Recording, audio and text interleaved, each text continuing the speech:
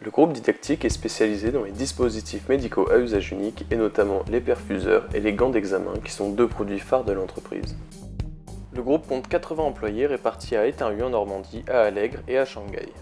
Le site normand comprend une unité de stockage, une de production et une de stérilisation.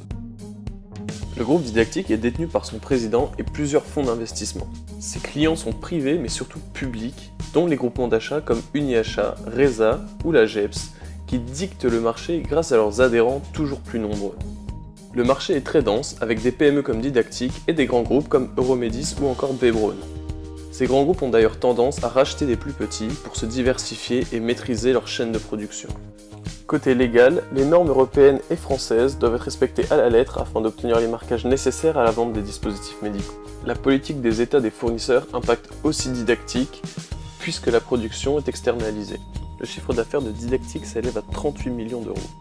La part des achats dans ce chiffre d'affaires s'élève à 29 millions d'euros.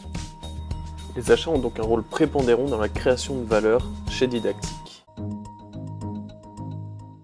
Didactic a pris la décision de fermer son activité de production. La mission consiste donc à trouver un fournisseur capable de remplacer cette activité pour les produits que l'entreprise conserve avec les mêmes niveaux de prix et d'exigence. Afin de répondre à cet appel d'offres, le fournisseur devait remplir un cahier des charges précis.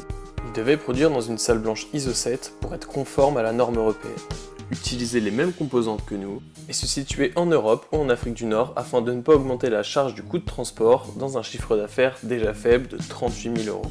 Une fois ces conditions définies avec l'ensemble des acteurs de ce projet, nous avons envoyé le cahier des charges à 5 fournisseurs différents. Nous avons confié la production à ALE en Italie, qui est un partenaire de longue date de Didactic. On a consulté un nombre important de sous-traitants et devant la faiblesse à la fois des volumes et des exigences en termes réglementaires, finalement ça fait que le dossier est apparu assez peu profitable pour eux et la majorité de ces sous-traitants ont décliné le dossier. Donc, par rapport à ça, on s'est retrouvé avec plus qu'un ou deux sous-traitants avec lesquels effectivement travailler. Et en ayant recalculé les coûts de revient, finalement on est arrivé sur des coûts à peu près similaires à ceux qu'on avait en interne, alors qu'au départ on imaginait, en externalisant cette production, pouvoir faire des économies. Est-ce que tu pourrais me dire ce que ça impliquait chez eux, toutes ces contraintes que l'on avait en interne ?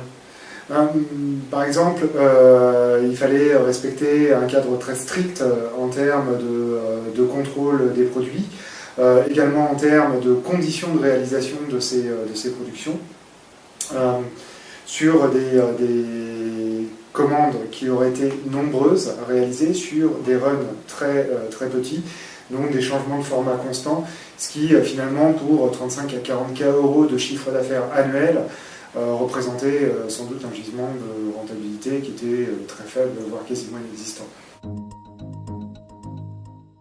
Les fournisseurs de Didactic sont principalement asiatiques, étant spécialisés dans des produits à usage unique, les flux de marchandises à l'import sont quotidiens. Les marchandises sont livrées à Étain-Hu et partent principalement de Shanghai, Qingdao et Ho Chi Minh. Nous travaillons aujourd'hui avec un transitaire, c'est-à-dire un intermédiaire entre les compagnies maritimes et Didactic qui organise la livraison depuis l'usine du fournisseur jusqu'à notre entrepôt.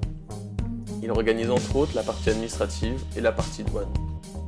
80% des flux ont été alloués lors d'un précédent appel d'offres à un transitaire pour 1 an. Nous sommes aujourd'hui à la recherche d'un transitaire pour prendre les 20% restants. Quelle est la stratégie Didactic derrière ce choix de ne référencer que 2 transitaires ? À la base, le fret maritime était négocié de manière opportuniste en fait, basé sur les taux spot mensuels. Chaque mois, on consultait entre 4 et 6 transitaires pour en référencer en général 2 ou 3. Et donc, qu'est-ce que ça vous apporte de travailler qu'avec 2 fournisseurs ? Aujourd'hui, le fait de travailler avec 2 transitaires, ça nous permet d'avoir une relation de confiance avec un transitaire principal qui gère 80% de nos volumes, d'avoir un suivi opérationnel efficace puisque les fournisseurs travaillent avec le même transitaire mois après mois. D'accord, mais du coup ça vous empêche de bénéficier du taux spot puisque vous êtes engagé sur une longue période avec ces transitaires. Oui, alors, on met en place des taux capés avec les transitaires, c'est-à-dire que les taux sont fixés à un niveau maximal. Puis en fonction du marché, ils peuvent être amenés à baisser. Et d'autre part, le taux spot peut être effectivement plus avantageux à certains moments de l'année, mais selon la saisonnalité, à d'autres moments, le taux spot est plus haut que nos taux à longue validité. Annuellement, Didactic importe 800 TUs, soit 800 containers de 20 pieds. Cela représente une quantité extrêmement intéressante pour un transitaire. De plus, notre production est planifiée sur plusieurs mois. Cela permet aux transitaires de réserver ses places sur les porte-conteneurs et donc d'avoir de meilleurs prix. Ce point est d'ailleurs l'une des raisons principales pour laquelle les transitaires sont motivés pour travailler avec nous. Nous avons reçu tous les transitaires qui nous ont contactés pendant ces 4 derniers mois.